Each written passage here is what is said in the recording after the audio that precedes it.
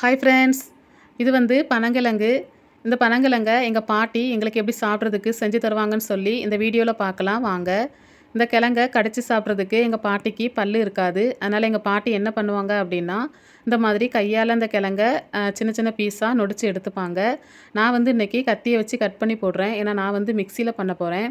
எங்கள் பாட்டி காலத்துலலாம் மிக்ஸி கிடையாது. அதனால் எங்கள் பாட்டி என்ன பண்ணுவாங்க அப்படின்னா, உரல்ல போட்டு இடித்து தான் எங்களுக்கு இதை செஞ்சு தருவாங்க ஃப்ரெண்ட்ஸ். ஒரு வத்தல், 2 பல் பூண்டு சேர்த்துப்பாங்க.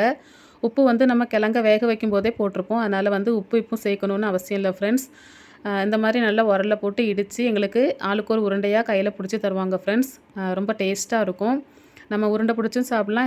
இல்லைன்னா இந்த மாதிரி நம்ம சும்மாவும் சாப்பிட்டுக்கலாம் ஃப்ரெண்ட்ஸ். எப்படி சாப்பிட்டாலும் சூப்பராக இருக்கும்.